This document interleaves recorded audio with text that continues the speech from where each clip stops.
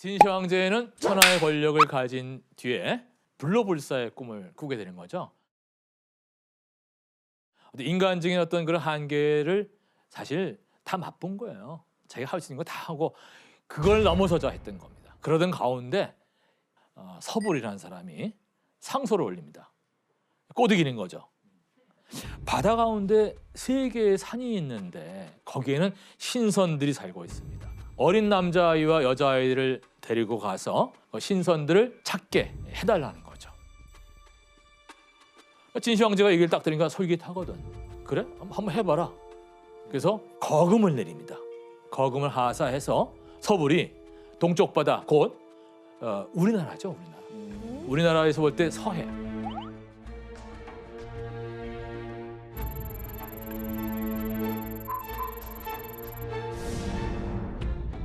신선을 찾겠다고 떠나긴 했지만 서불도 뭐 어디서 그걸 찾습니까? 그쪽으로 떠나서 소식이 감감, 무소식이 돼버리는 거예요. 한마디로 사기를 친 거죠. 황제한테 삥 뜯어갖고 어디로 가버린 거예요, 그냥. 근데 뭐 어떻게 잡아? 그거 어떻게 잡을 거예요? 그 실제로 우리나라 한반도 남쪽에서도 서불이 왔다 와서 흔적을 남겼다라는 그런 전설이 전해지고 있어요. 우리나라예요? 예, 그래서 추사 김정희가 그 명필로 유명하잖아요. 제주도에 있는 정방폭포 근처에서 유배 생활을 했었던 적이 있는데 그때 폭포 옆에 서불 과차.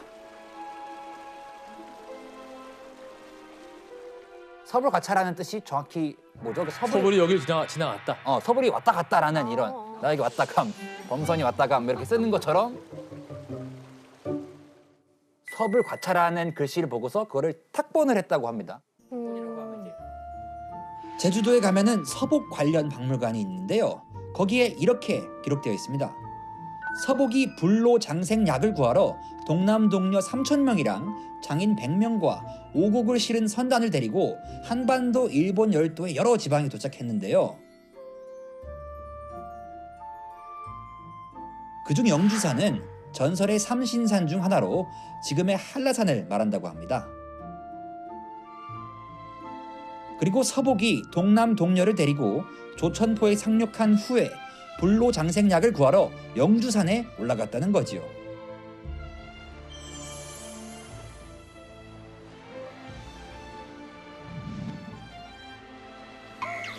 서복 일행은 제주도에 머무는 동안 정방폭포의 절경에 감탄해서 정방폭포 암벽에 서불과차라는 단어를 새겼다고 전해집니다.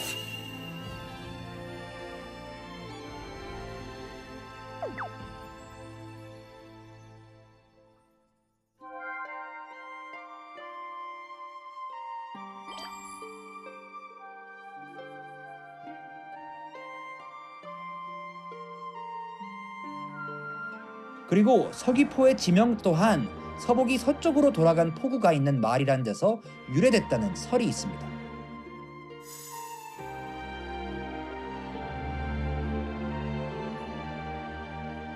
자, 진시 황제는 불사약을 구하기 위해서 할 수 있는 모든 노력을 다했습니다.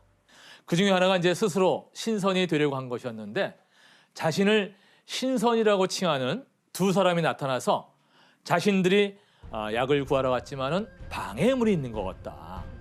약을 구하기 위해서는 황제가 악귀를 피해서 진인이 되어야 한다고 이야기를 하게 됩니다. 네? 진인, 그게 뭐예요? 진짜 사람이죠. 예전에 그 신선을 추구했던 중국 사람들이 만들어낸 하나의 그런 개념입니다. 진인. 물에 들어가도 젖지 않고 그리고 불에 들어가도 타지 않고 구름을 탈 수 있으며 천지와 함께 영원히 존재하는 그런 신선과 같은 존재다. 그 경지에 도달하려면은 황제가 거처하는 곳을 사람들이 모르게 해야 된다라고 당부를 합니다. 그래서 진시 황제는 당장 내가 진인을 사모해 왔다. 지금부터 진인이라 하고 나를 짐이라고 부르지 않겠노라. 그렇게 명령을 합니다. 그리고 수도북은 200리 안에 궁궐 270곳을 구름다리로 다 연결을 해버려요.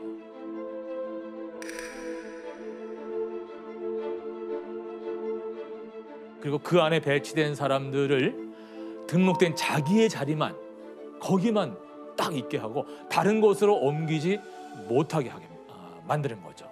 그게 왜냐하면 자신의 거처를 아는 사람을 최소화하고 발설하지 말도록 하게 됩니다. 그러던 가운데 어느 날 행차하던 그 진시황이 산 위에서 이렇게 아래를 딱 내려다 보니까 신하들의 수레와 말의 수가 너무 많은 거야. 건방지게. 그런 말을 한 거예요. 그런데 며칠 후에 보니까 그 수레 숫자가 확 줄어들어 버렸어. 누가 내 말을 들었던 거지? 누군가가 이걸 발설한 거다 해갖고 자신의 말을 발설한 사람을 찾으라고 합니다. 근데 나오지는 않아요. 아무도 인정을 하지 않는 거야. 그래? 그럼 다 죽어요. 야. 너무하다. 그 사건 이후에 황제가 행차한 곳을 아는 사람은 아무도 없었다고 하죠. 하지만 자신을 스스로를 갖다가 신선이라 칭하고 진시 황제에게 진인이 되는 방법을 알려주었던 두 사람 역시 도망가 버립니다.